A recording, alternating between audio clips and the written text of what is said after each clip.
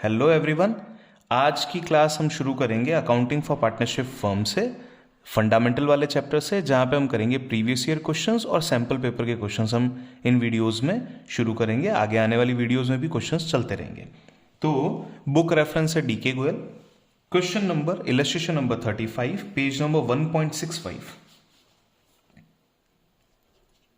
Illustration number 35, page number 1.65 from the book D K Goyal. चलिए शुरू करते हैं। पास नेसेसरी जर्नल एंट्रीज, आपको जर्नल एंट्रीज बनानी है for allowing interest on capital. Interest on capital को अलाउ करने के लिए आपको एंट्रीज बनानी है। एंड डिवीजन ऑफ प्रॉफिट और loss in the books of the firm. Firm की बुक्स में प्रॉफिट और लॉस को बांटने के लिए और इंटरेस्ट अलाउ करने के लिए आपको एंट्रीज बनानी है। तो क्वेश्चन का डेटा देखते हैं। EFG पार्टनर्स, PSR 334 का दे रखा है। They are fixed capital. देखिए, जैसे ही क्वेश्चन ने फिक्स्ड कैपिटल की बात कही है तो आपको समझ में आ गया है कि जो कैपिटल अकाउंट मेंटेन हो रहे हैं वो फिक्स कैपिटल बेसिस पे हो रहे हैं, यानी कि एक कैपिटल अकाउंट है और एक करंट अकाउंट भी है। Fixed capitals were 3 lakh, 4 lakh, 5 lakh rupees. The partnership deed provided for interest on capital. Interest on capital देना है 12% की रेट पे। तो कैलकुलेट कर लेते हैं हम। Total interest on capital, total interest on capital, that is E, F and G के केस में कितना बनता है? 3 लाख का 12% रुपी 3 lakh multiply by 12% rupee 4 lakh multiply by 12% and rupee 5 lakh multiply by 12%। लीजिए, 12 3 जा 36, 12 4 जा 48, 12 5 जा 60। फाइनल टोटल करता हूं।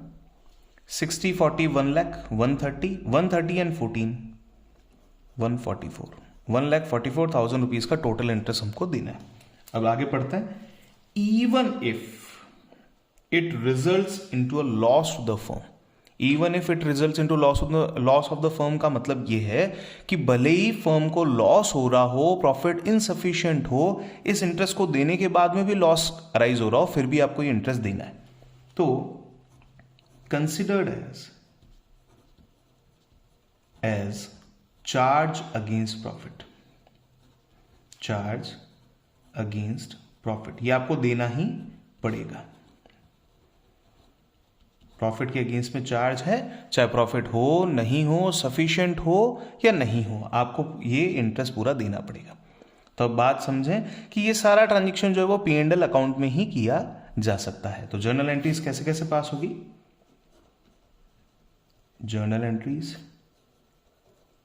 सबसे पहले हम इंटरेस्ट को देते हैं, पार्टनर्स के अकाउंट में ट्रांसफर करते हैं, अलाउ करते हैं।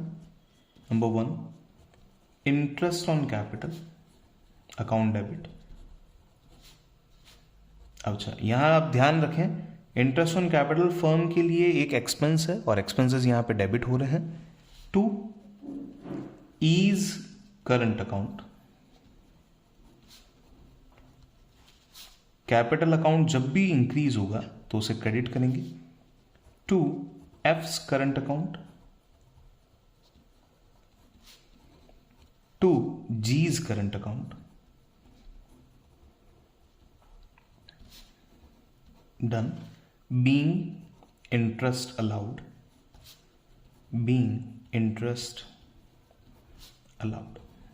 ये इंटरेस्ट अलाउ किया गया, किनको किया गया? पार्टनर्स को। पूरा का पूरा इंटरेस्ट देना है, चाहे प्रॉफिट हो चाहे नहीं हो।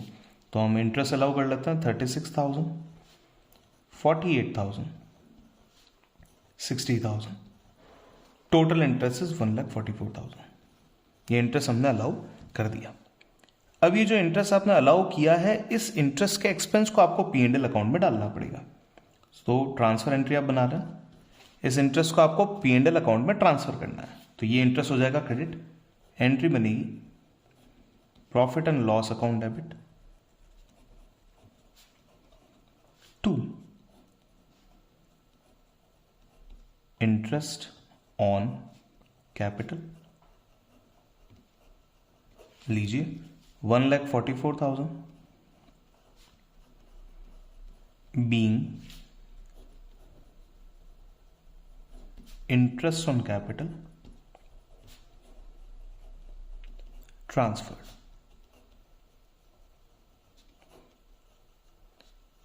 अब देखिए, बड़े ध्यान से देखिए, 1,44,000 का इंटरेस्ट आपने दे देना है। एक्चुअल में प्रॉफिट कितना हुआ? The net profit of the firm for the year ended was 1,10,000, 1,10,000 का ही प्रॉफिट था।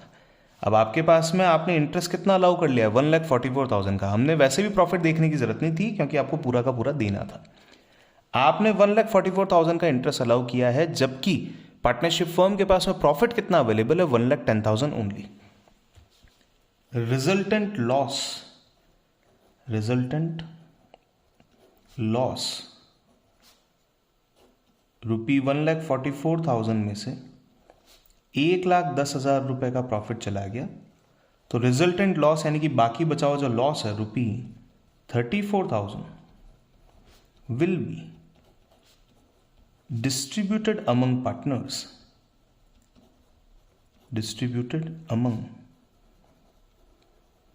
Partners, in the PSR, that is PSR में बांट दिया जाएगा। PSR कितना है?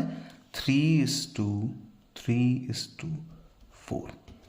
3:4 के रेशियो में आप बाकी बचे हुए रिजल्टेंट लॉस, जो बाकी बचा हुआ लॉस है 34,000 का, उसको बांट देंगे। देखिए, लॉस की वजह से कैपिटल अकाउंट बढ़ता नहीं, घटता है। तो एंट्री बनेगी, third entry, E's current account debit, F's current account debit, G's current account debit, 2 profit and loss account, being loss of rupee 34,000 distributed। अब बड़े ध्यान से देखें डिस्ट्रीब्यूशन कैसे करना। 34,000 रुपीज का जो ओवरऑल लॉस है उसको 3, 3 और 4 के रेशियो में बांटना है। 3, 3, 4 का रेशियो मतलब टोटल होती है 10, यानी कि 1 चॉकलेट का प्राइस हो जाएगा 34। 34 3 एंड 34 4 इस तरीके से आपको वैल्यू निकालनी है।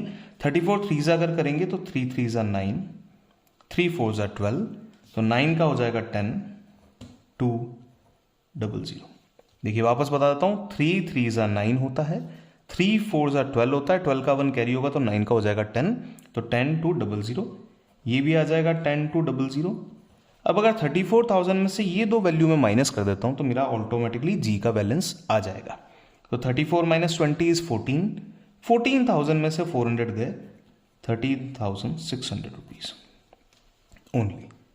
इस तरीके से आपको ये क्वेश्चन जो है वो कंप्लीटली सॉल्व कर लेना है। तो शुरुआत करते हैं, सॉल्यूशन को चेक कर लेते हैं एक बार। ये देखिए सॉल्यूशन में क्या क्या चीज़ें दे रखी है। हमारे पास में इंटरेस्ट ऑन कैपिटल का ट्रांसफर आ चुका है, EFG के करंट में हो गया। P&L अकाउंट में आपने ट्रांसफर कर दिया 1,44,000 रुपीज़, ये भी डन है। और EFG के अंदर लॉस को आपने ट्रांसफर कर दिया है 10 2 0 0, 10 2 0 0, 13,600। That's it. और इस तरीके से आपका पूरा क्वेश्चन सॉल्व किया जाएगा। Thank you so much for watching this video. अगर आपको ये वीडियो सही लगती है, आपके काम आई और आप इस लेवल तक पहुंचे हैं इस वीडियो को देखने के लिए, तो ऑब्वियसली आपको इससे बेनिफिट मिला है। तो please share the video to other students also, ताकि सभी को इसका बेनिफिट मिल पाए। एग्जाम में इसे एग्जैक्टली कैसे करना है, एक पेज के अंदर कैसे खत्म करेंगे, ये चीज़ आपको यहाँ पे समझ में आ जाएगी। कौन कौन सी चीज़ें आपको लिखनी है वो आपको समझ में आएगा। Thank you so much.